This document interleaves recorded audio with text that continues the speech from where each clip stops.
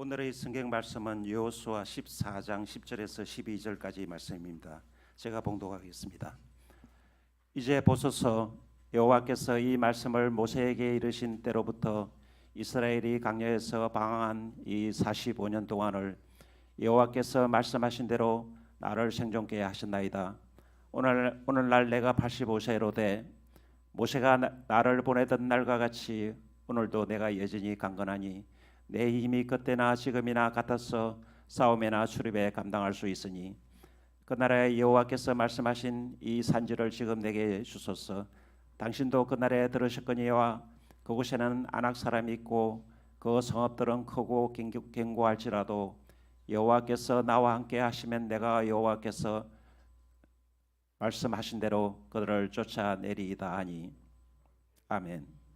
목사님께서 확고한 믿음의 목표 주께서 이루어 주시리라는 제목으로 설교 말씀 있겠습니다. 많은 은혜 받으시기 바랍니다.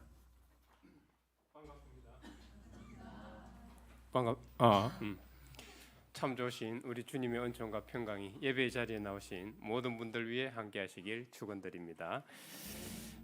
찬양을 듣고 있으니까 세상의 근심 걱정이 싹 사라지는 것 같습니다. 찬양 감사드립니다. 천국의 모습이 이런 모습이 아닐까 생각해 봅니다. 새해가 한 달이 지났습니다. 세웠던 계획과 목표를 어떻게 잘 실천하고 계신지요? 오늘 기도에서도 나왔지만 공동체 목표, 개인적 목표가 다 있죠. 사람의 노화는 신체에서 시작되는 것이 아니라 마음에서 시작된다는 말이 있습니다. 사람이 이루어야 할 목표가 없을 때 청년이라 할지라도 급격히 늙어간다고 합니다. 반대로 여든이 넘은 나이에도 청년의 심장을 가지고 열심히 달리는 사람도 있습니다. 오늘 본문에 등장하는 갈렙인데요. 우리는 갈렙의 삶을 통해서 불확실한 미래를 향해 어떻게 확고한 목표를 정하고 그것을 향해 끝까지 달려갈 수 있는지 그 영적 비결을 한번 같이 나누어 보고자 합니다. 갈렙이라는 인물은 출애굽 세대입니다. 출애굽 1세대, 출애굽 40년 광야 생활, 이거는 상식이죠. 다 들어보셨을 것입니다. 이집트에서 이제 이스라엘 백성들이 해방된 것이죠. 해방된 걸 우리는 출애굽이라 하고, 출애굽해서 이제 하나님이 약속하신 젖과 꿀이 흐르는 가나안 땅으로 가기까지 그 40년간의 여정을 40년 광야 생활이라고 합니다. 출애굽 1세대, 그러니까 지금 벌써 오늘 성경에도 나와서 이제 45년이 걸렸다고 합니다. 그러면 45년 동안 출애굽 1세대들은 다 죽었어요. 이스라엘 1세대들은 다 죽었습니다. 유일하게 두 사람만 생존을 했죠. 누구였나요? 여호수아와 갈렙이죠. 여호수아와 갈렙. 여호수아와 갈렙이 유일하게 생존해서 하나님이 약속하신 젖과 꿀이 흐르는 가나안 땅으로 입성을 했습니다. 그럼 그들이 45년 여정 동안 상당히 어려운 상황들 그리고 시련과 역경을 많이 만났을 것은 우리가 상상을 해볼 수 있습니다. 인생은 마치 롤러코스터와 같다고 하지 않습니까? 아마 오르막 내리막을 해서 얼마나 많은 우여곡절을 겪었을지 모르겠습니다. 그럼에도 불구하고 그들이 생존해서 하나님이 약속하신 그 가나안 땅에 입성할 수 있었던 것은 입성하여 목표를 이루었던 것은 정말 여호수아와 갈렙은 입지적인 인물이다. 죽지 않고 생존해서 지금도 성경에 보니까 85세인데도 아직도 싸우며 나갈 수 있고, 그죠? 강건하다고 하고 있습니다. 참으로 입지적인 인물인데요. 그 갈렙이 수많은 시련과 역경의 상황을 뚫고 어떻게 하나님이 약속하신 그 목표를 이룰 수 있었을까? 민수기 14장에 잘 나오고 있습니다. 하나님께서 이렇게 말씀하십니다. 내가 그들의 조상들에게 맹세한 땅을 결단코 내가 그들의 조상들에게 명시한 땅을 결단코 보지 못할 것이요 또 나를 멸시하는 사람은 한 사람도 그것을 보지 못하리라. 이거는 지금 출애굽 1세대들을 말하는 겁니다. 그러나 내 종 갈렙은 그 마음이 그들과 달라서 나를 온전히 따랐은즉 그가 갔던 땅으로 내가 인도하여 들리리니 그의 자손이 그 땅을 차지하리라. 하나님께서 갈렙은 그 1세대들의 마음과 행동과는 달랐습니다. 다르고 온전히 그냥 하나님의 약속의 말씀만 믿고 그것만 붙들고 끝까지 따라갔던 거예요. 끝까지 따라갔던 겁니다. 그래서 이 민수기 말씀에서 내 종 갈렙은 마음이 그들과 달라서 나를 온전히 따랐다. 이것이 바로 하나님께서 그를 축복하시고 생존하게 해서 젖과 꿀이 흐르는 가나안 땅에 입성해서 또 헤브론이라는 그 땅을 축복의 선물로 주셨던 것입니다. 갈렙은 오늘 성경 말씀에서 자신이 85세이고 출애굽부터 가나안 땅까지 입성하기까지 85년을 따랐다고 합니다. 하나님도 이런 갈렙의 확고한 믿음을 인정을 하셨던 것이죠. 우리 중에도 지금 여기 앉아 계신 분 중에 40년, 50년, 60년 더 다른 분들이 있죠. 지금 60년 그러니까 저기 웃고 계신데요. 그분은 지금 아마 올해 80 정도 되시지 않았을까 그런 생각을 해보게 되는데요. 제가 생각하기로는 이분들 역시 갈렙처럼 이 믿음의 길을 따라오면서 많은 우여곡절을 겪었고 힘들었습니다. 그럼에도 불구하고 그 시련과 역경의 한복판에서 인내하며 믿음으로 기쁨과 충성과 절제로 이 믿음의 길을 따라 오셨습니다. 그렇기 때문에 하나님께서 갈렙의 믿음을 인정을 하셨듯이 이 자리에 계신 40년, 50년, 60년을 그 시련과 역경을 겪으면서도 따라오신 이분들을 하나님께서도 같이 축복하실 줄 믿습니다. 또 갈렙에게 헤브론 땅을 축복의 선물로 주셨듯이 이분들에게 하나님께서 준비하신 축복의 선물이 있을 것이라고 확신합니다. 갈렙에게 목표란 하나님의 일과는 상관없는 자신의 개인적 성공과 유익을 이루는 것이 아니었습니다.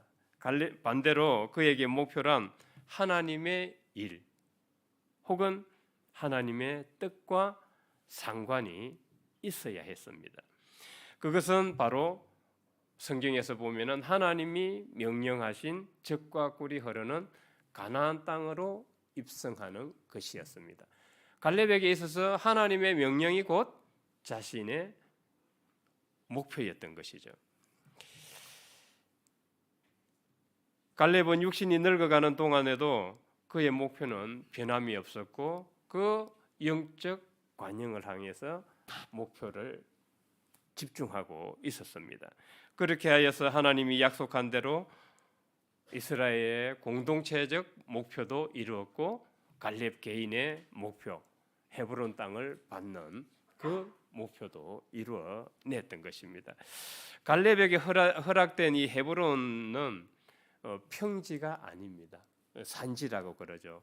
이 산지를 내게 주소서 성경에 나오잖아요.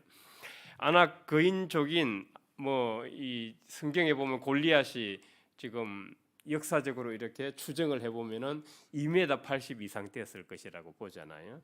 그런 거인족인 골리앗과 같은 거인족들이 살았고 또 그 성읍이 아주 튼튼하고 견고했다고 성경은 말하고 있습니다. 이것은 무엇을 의미하냐면은 여러분들 덩치 크고 거인들을 보면은 어떻게 될까요? 좀 밤에 보면 무섭죠. 위축됩니다. 그래서 성경에 실제로 나와요. 이들이 그 가나안 땅을 정탐하고 나서 12수령이 가나안 땅을 정탐하고 나서 돌아와서 뭐라고 그래요? 2수령 빼놓고 여호수아와 갈렙 빼놓고 갈렙은 여호수아와 갈렙은 하나님의 명령대로 따랐으니까 나머지 12명은 이런 말을 합니다. 그 거인 족속 아낙 족속을 보니까 우리는 뭐와 같았다? 메뚜기와 같았다. 완전 겁을 그냥 먹고 이제는 하나님이 명령하신 그곳을 갈 생각조차도 없었던 거예요.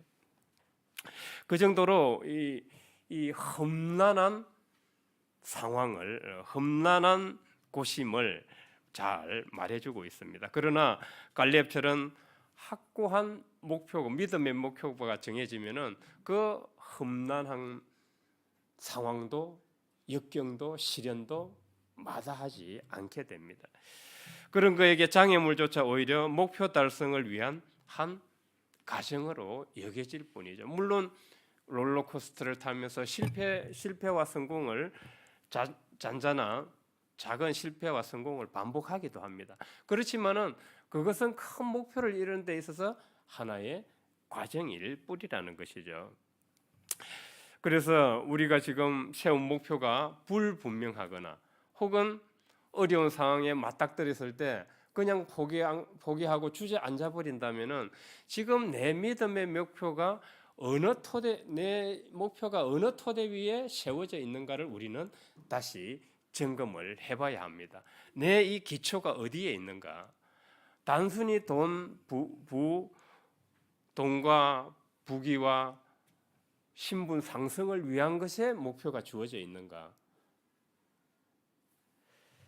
어떤 한 청년이 저에게 이런 말을 했습니다. 그 청년은 지금 외국에서 외국 회사에 근무하고 있어요. 영어는 막 원어민처럼 이렇게 하기 때문에 뭐 외국 회사에서 근무해도 전혀 문제가 없습니다. 외국을 떠나기 전에 저와 만나서 이야기를 하면서 저에게 이런 부탁을 했어요. 괜찮은 사람이 있으면 좀 소개 좀 시켜주십시오. 그래서 제가 조건은 결혼 상대로 만나고 싶다는 거예요. 그래서 조건은 그랬더니 성도를 만나고 싶답니다. 물어봤더니 나중에 아프리카나 오지에 가서 같이 선교하고 봉사할 수 있는 사람이면 좋습니다. 그래서 요즘 뭐 국경 없는 의사회 이런 것도 있잖아요. 그걸 통해서 봉사를 많이 하는데 그럼 의사면 더 좋겠네 그랬더니 끄덕끄덕 하더라고요. 저는 그 청년을 보고 그런 생각을 했습니다. 저 청년의 목표는 비록 지금 외국 회사에서 그렇게 많은 연봉을 받고 일을 열심히 하고 살아가지만은 그의 목표의 토대는 하나님의 뜻과 일 위에 세워져 있더라는 거예요. 돈과 부와 지위는 그에게 있어서 수단인 거죠. 수단. 저는 하나님께서 그 청년의 꿈을 이루어 주실 것이라 믿습니다. 왜냐하면 그 청년의 꿈은 하나님의 뜻에 부합하기 때문입니다. 성령이 어떻게 우리를 인도하시고 하나님의 뜻에 부합하는 목표를 성취시켜 주실까요? 성령은 우리에게 요한복음에 보면 보혜사 성령이잖아요.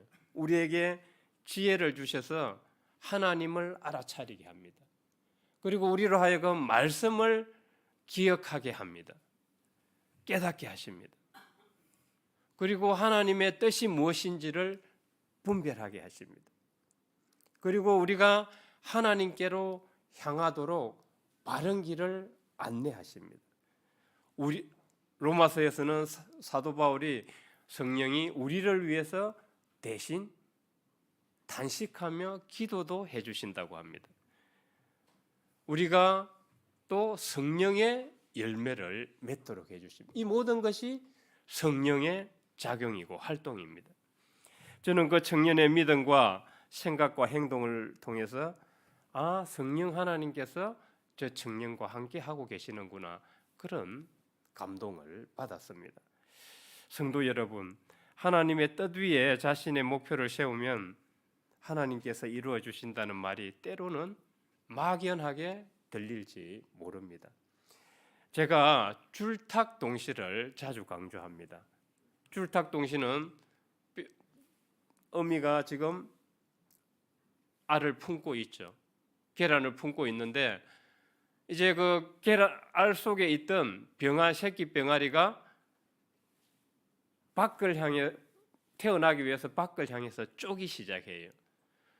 이 소리를 듣고 동시에 어미닭이 품고 있다가 같이 밖에서 안으로 쪼아져요. 그래서 줄이라는 것은 안에서 밖으로 쪼고 탁이라는 것은 밖에서 안으로 쪼는 것이 동시에 이루어질 때 새 생명이 탄생한다는 것. 이게 줄탁 동시가 우리에게 주는 교훈입니다. 우리와 하나님의 관계도 이렇지 않을까 싶어요. 일방적이지 않습니다. 일방적인 신앙, 옳은 신앙이 아니라고 봅니다. 우리는 하나님과 동력해야 됩니다. 우리가 동력하지 않으면은 성령께서 활동하실 수가 없어요. 줄탁 동시잖아요. 우리가 활동을 해야 성령이 우리의 믿음과 생각과 행동을 통해서 활동을 하시는 거예요. 그냥 감나무 밑에 앉아가지고 익은 감이 그냥 떨어지기를 기다리고 있다면 이거는 동력이 아닌 거예요. 그래서 우리가 믿음 가운데 목표를 설정하고 하나님과 동력을 하면 성령께서 이루어 주시는 겁니다. 막연한 게 아니에요. 이 세상은 정말 신비합니다. 하나님은 세상을 정말 신비롭게 창조하셨고 지금도 성령은 그 신비로운 창조 세계를 운영하고 활동하고 계십니다. 여러분 양자 컴퓨터라고 요즘 들어보셨죠? 아마 들어보셨을 거예요. 앞으로 양자 컴퓨터가 나오게 되면 이제 암호 해독도 다 한다고 해요. 암호 해독, 기후 예측, 그리고 사람의 건강을 위해서 신약 개발, 결국 인류에게 도움이 되는 일을 하게 되는데 이 양자 컴퓨터는 일반 슈퍼 컴퓨터가 1만 년 동안 시간을 들여서 계산할 것을 단 몇 분 만에 처리해 버린다 그래요. 이 양자 컴퓨터는. 그런데 이 양자 컴퓨터의 원리를 보면 참 재미있어요. 원리는 이 우주 에너지 활동의 원리를 그 양자 컴퓨터에서 적용시킨 거예요. 어떤 거냐 하면은 여기서부터 좀 어려울 수 있어요. 좀 집중하셔야 됩니다. 지금 여러분들이 보이는 빛이 알맹이일까요? 파동일까요?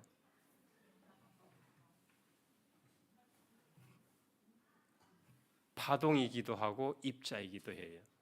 그래서 파동성, 입자성 두 개를 같이 동시에 띈다 그래서 중첩이라고 해요. 중첩되어 있는 거예요. 그래서 이 세계는 지금 파동성과 입자성이 동시에 중첩되어 있어요. 우리 몸으로 한번 볼까요?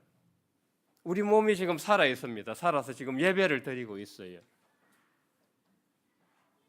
그러면 지금 어느 곳에 우리 세포는 죽어가고 있어요. 그리고 어느 곳의 세포는 지금 재생산되고 재생되고 있어요. 어때요? 우리 몸은 지금 삶과 죽음을 동시에 안고 있어요. 그렇죠? 그렇습니다. 이 우주의 원리예요. 에너지의 원리예요. 이 입자성과 파동성의 중첩의 원리를 양자 컴퓨터에 적용시킨 거예요. 그러면은 일반 슈퍼 컴퓨터는 0, 1 연산할 때 0, 1, 0, 1, 0 아니면은 1, 0 아니면은 1. 그러면 양자 컴퓨터는 중첩되니까 어때요? 0과 1을 동시에 가지고 연산을 하게 되는 거예요. 그래서 양자 컴퓨터는 그렇게 계산이 빠르다는 겁니다. 제가 과학을 얘기하려고 하는 게 아니에요. 우리는 성령의 활동을 그저 병 고치고 하나님께서 내 기도 들어주시고 나의 이기적인 생각과 욕심에서 나온 것만 따라 주신다고 착각하면 곤란해요. 이거는 성령의 활동이 아니고 자기 이기심에서 나온 겁니다. 우리는 하나님을 우주적 하나님으로 바라봐야 돼요. 우주적으로 활동하시는 하나님을 바라보고 우리의 목표를 그 속에 고정을 시켜야 되는 거예요. 하나님을 이렇게 옹졸한 내 기도만 들어주시고 그냥 내 병만 고쳐주시고 내 어려움만 해결해 주시는 이런 하나님으로 보면 곤란해요. 우주적인 하나님으로 봐야 합니다. 하나님은 이 성령의 활동이라는 것은 이렇게 포괄적으로 활동하고 계셔요. 입자성과 파동성 중첩된 상태로 그 속에서 계속 작용을 하고 계신단 말이에요. 그래서 우리가 믿음 가운데 목표를 세우는 것도 바로 성령의 인도를 받고 있는 거예요. 그렇지 않으면 우리 모두는 이기적이고 자기 중심적인 목표를 세우게 됩니다. 성령께서 우리에게 하나님의 뜻과 일치하는 바른 길을 안내하시고 우리로 하여금 그러면 안 되지. 좀 이기적이고 또 자기 욕심으로 가다가도 이러면 안 되지. 말씀을 떠올리게 해서 다시 바른 길을 찾게 하고 내가 저 사람을 시기 질투했는데 내가 이러면 안 되지. 저 사람을 위해서 차라리 기도를 해줘야지. 이런 마음이 다시 드는 게 다 성령의 작용이란 말이에요. 그래서 믿음 가운데 세운 목표는 하나님의 뜻과 부합해요. 성령의 작용이기 때문에 곧 하나님의 일인 것이에요. 이것을 깨닫게 되면 우리가 복음 전도하고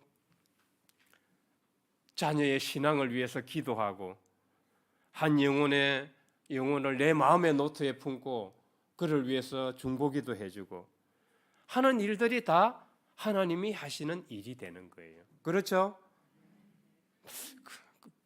별로 동의를 안 하시는 것 같은데 그렇습니다. 도대체 하나님의 뜻이 무엇이라고 생각하세요? 하나님의 뜻이. 그래서 우리가 갈라디아서 5장 22절로 23절에 나오는 성령의 9가지 열매를 생각하시면 이게 하나님의 뜻이라고 보시면 돼요. 뭐죠? 9가지 열매. 사랑, 자비, 인내, 화평, 희락, 선함, 온유, 충성, 절제. 이게 하나님의 뜻이에요. 성령의 열매를 맺는 게 뭐 특별한 곳에 있는 게 아닙니다. 갈렙은 45년 동안 하나님의 약속의 말씀을 믿고 자신의 욕망을 절제했어요. 그리고 하나님께 끝까지 충성했습니다. 그리고 그걸 기쁨으로 인내하며 따랐어요. 성령의 열매가 지금 몇 개 나와요. 기쁨으로 인내하며 충성하고 자기의 욕심을 절제했어요. 다 이게 성령의 열매들인 거예요. 이게 하나님이 하시는 일이란 말이죠. 그래서 그의 삶은 결국 말년에 아주 성공적이었습니다. 요즘 세간에 보면은 말년이 안 좋은 사람들이 많이 보여요. 말년이 좋아야 된다고요. 인생 말년이 추한꼴 당하면 참으로 보기 흉합니다. 갈렙은 인생 말년이 참 좋았던 사람이에요. 물론 갈렙이 이 목표를 이루어가는 과정에서 많은 유혹이 있었습니다. 쓸데없는 일을 하고 있다. 그거 뭐 밥 나오겠냐? 포기해라. 이 부정적인 파동들이 갈렙을 애워싸고 둘러싸고 있었어요. 남들이 그렇게 부정적인 파동을 일으킬 때 그의 열망의 시선은 성령의 열매를 통해서 영적 관영을 꿰뚫고 있었어요. 그렇게 해서 자기 주위를 에워싸고 있던 그 수많은 부정적인 파동들을 뚫고 말년이 좋은 그런 현실을 가져올 수 있었던 것입니다. 오늘 여러분들이 겪고 있는 육체적 질병, 경제적 어려움, 진로 문제, 인간관계, 가정사, 어쩌면 이 많은 부정적인 파동들이 우리를 애워싸고 우리를 괴롭히고 있을지 모릅니다. 그러나 이 부정적인 파동들을 두려움과 불안이라는 눈으로 보게 되면 어떻게 될까요? 그것은 절망의 결과로 굳어지게 돼요. 현대과학, 특히 양자역학이 이런 말을 해주잖아요. 주는 교훈은, 영적 교훈은 인간의 생각과 믿음, 보는 눈에 따라서 현실이 결과가 달라진다. 지금 입자였어요. 이게 파동이었어. 우리가 관측을 해요. 이 파동이구나. 그러는 순간 뭘로 변하죠? 입자로 변해요. 그래서 파동이다가 입자로 변하는 이걸 두고 결과가 변한다 해서 우리의 생각과 믿음도 결국 쪼개고 하면 이 모든 물질을 쪼개면은 가장 작은 단위인 양자가 되는 거예요. 이 양자는 지금 여기에 놔두고 지구 반대편 미국에 놔둬도 이걸 건드리면은 지구 반대편에 있는 양자가 같이 움직여요. 동시에. 이걸 동시성이라고 해요. 동시성. 그래서 우리의 생각과 믿음이 바로 설 때, 확고한 믿음 토대 위에 설 때 이 양자들이 같이 재배열되고 움직이게 되는 거예요. 우리 눈으로는 볼 수 없지만. 그래서 이 성령의 활동이라는 것을 우리는 아주 포괄적으로 봐야 됩니다. 그래서 여러분들이 지금 올해 아직 목표가 불분명하다면은 꼭 목표를 세워야 돼요. 목표. 하나님의 뜻에 부합하는 그 목표를 꼭 세워야 됩니다. 그 목표를 세우면은 양자의 에너지들이 재배열돼요. 재배열되면서 여러분에게 새해 좋은 일들이 많이 생길 것으로 확신합니다. 그래서 하나님의 뜻인 성령의 열매라는 토대 위에 자신의 목표를 설정해 보시기 바랍니다. 성공, 돈, 명예, 지위는 궁극적인 목표는 아닙니다. 우리가 하나님의 형상을 피워내기 위한 수단입니다. 수단. 필요 없다는 게 아닙니다. 하나님의 형상을 피워내기 위해서 또 성령의 열매를 맺기 위한 수단이에요. 그렇게 목표를 설정해서 하나님, 저를 통해서 이루고자 하시는 하나님의 계획이 무엇입니까? 이걸 기도 가운데 물어보십시오. 성령께서 여러분들에게 바른 길을 안내해 주실 것입니다. 다음으로 하나님 뜻 위에 자신의 목표를 세우고 나서 어떤 난관과 역경에도 포기하지 마십시오. 왜냐하면 하나님의 뜻 위에 세운 목표이기 때문에 하나님의 일이라고 그랬어요. 그게 거룩한 일입니다. 내가 지나가다가 어려운 사람을 축복해 주는 기도를 했을 때 거룩한 일이 되는 거예요. 내가 저 어려운 형제를 지금 만났어요. 참으로 우리는 인간의 눈은 되게 신비롭습니다. 인간의 눈으로 사람의 마음을 읽어요. 물론 다 맞는 건 아니에요.